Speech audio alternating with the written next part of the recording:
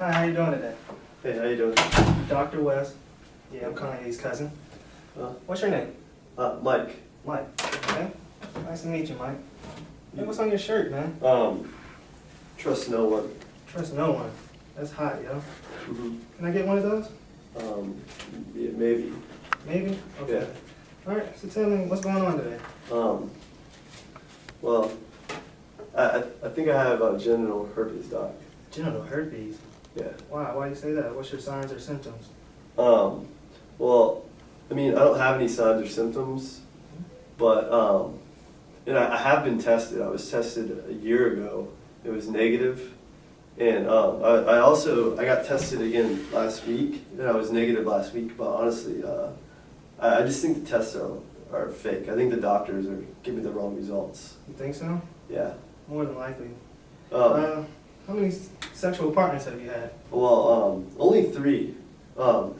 2 of them were random one-night stands I had in college, and then one was a girlfriend that we dated for 2 months.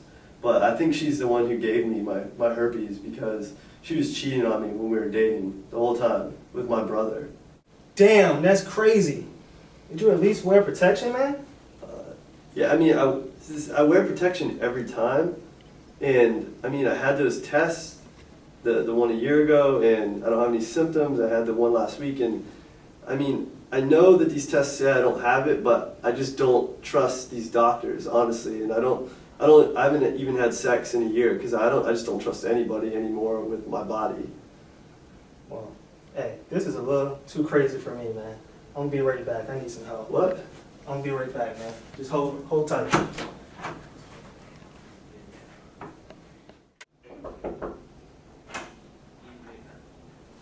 Hi, Mike. How are you doing today?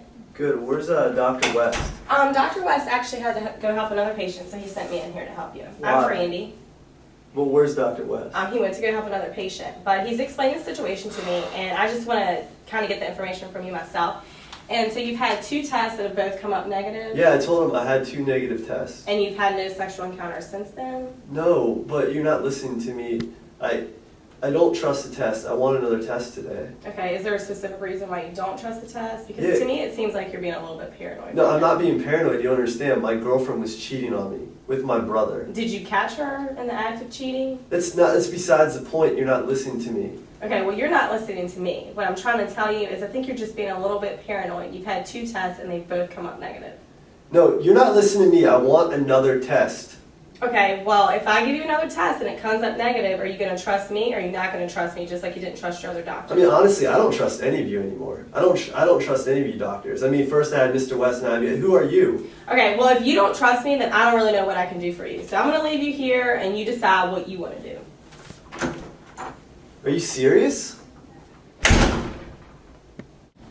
What you've just witnessed is an example of paranoid personality disorder, a pattern of distrust and suspiciousness such that others' motives are interpreted as malevolent, beginning in early adulthood and present in a variety of contexts as indicated by 4 or more of the following diagnostic criteria. Suspects without sufficient basis that others are exploiting, harming, or deceiving him or her. 2.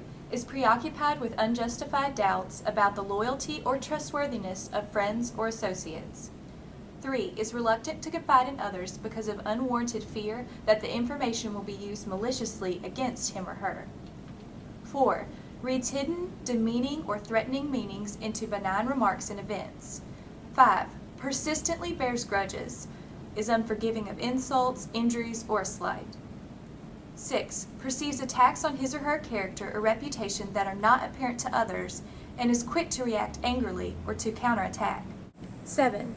Has recurrent suspicions without justification regarding the fidelity of a spouse or sexual partner. The prevalence of paranoid personality disorder has been reported to be between 0.5 and 2.5% of the general population, 10 to 30% among those in the inpatient psychiatric settings, and 2 to 10% among those in the outpatient mental health clinics. In clinical samples, this disorder appears to be more common in the male population. It should be noted that this falls under a cluster A personality disorder, which also includes schizoid and schizotypical disorders. People with these disorders often appear odd and eccentric. And now my colleague Teresa will go over some of the etiology and treatment of the disease. Thank you, Amanda. Hi, my name is Dr. Nguyen. Some studies have evidence that adolescents with PPD have a higher rate of violence and criminal acts in adulthood. PDD has been shown in adults who have been abused or neglected as children. There may be some correlation with PDD and later development of schizophrenia spectrum disorders. The cause of paranoid personality disorder remains unknown. It may be hereditary and seems to be more common in families with a history of psychotic disorders. Without treatment or intervention, a patient's paranoia can worsen and possibly lead to other psychiatric disorders. Paranoid personality disorder is difficult to treat since patients suffer from extreme suspiciousness of others.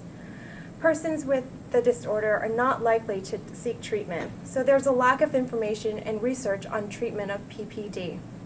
In general, psychotherapy is a treatment of choice for paranoid personality disorder. Anti-anxiety medications may be prescribed if the patient suffers from severe anxiety. However, a healthy doctor-patient relationship is extremely important for success of any kind while treating this disorder. In the previous example, the physicians did not empathize with the patient and ignored his suspicions. The doctors were also very defensive when their knowledge was threatened, which in the end caused the situation to exacerbate further. The patient felt angry, frightened, and defensive, which would confirm his suspicions of physicians and those around him even further. Now, let's look at how this situation could have been handled better, providing our patient with better treatment outcomes.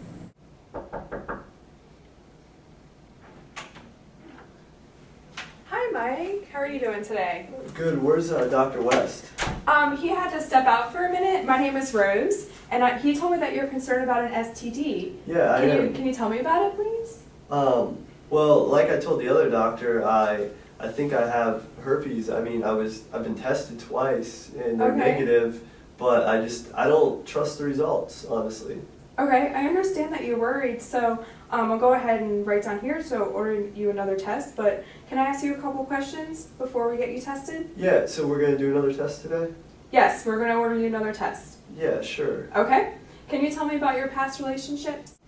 Well, like I said, I had a girlfriend, but like I told the other doctor, she's been cheating on me with my brother the whole time we were dating, and honestly, I think she's really after me for my money.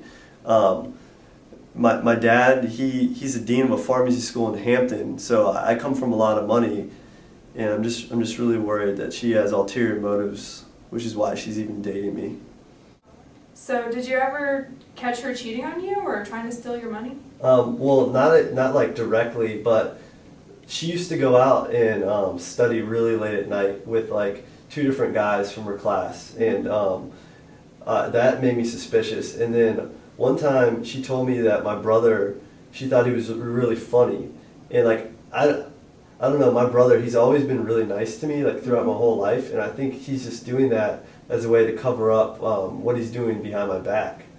And then she asked me if we could move in together, and I thought that was like really soon because we just started dating. So I just feel like she was just trying to get in with my family, honestly, because we come from money, and that was her first way in. Yeah, well, I definitely understand what you're saying, and I think that you need to explore these feelings further. And I have a partner who kind of specializes in this. Would you be willing to make an appointment with him? I think that it would really, really benefit you. Maybe. Is it something I could get back to you on? Yeah. I mean, you can take your time. It's no rush. But I really do feel strongly that it's something that will help you in the long run. Okay. All right, and now let's go get you tested. All right. Hi, my name's Eric. I used to suffer from paranoid personality disorder. It was horrible. I used to be suspicious of everyone, including my dog. I thought my family was planning and plotting to kill me. I couldn't hold relationships for more than a week. My life was filled with distrust and just a lot of anxiety. But went through a lot of therapy, and saw a psychiatrist who prescribed me some anti-anxiety meds, and I've been doing pretty well. Like, I just want people to know out there that there is help for you. You can overcome paranoid personality disorder.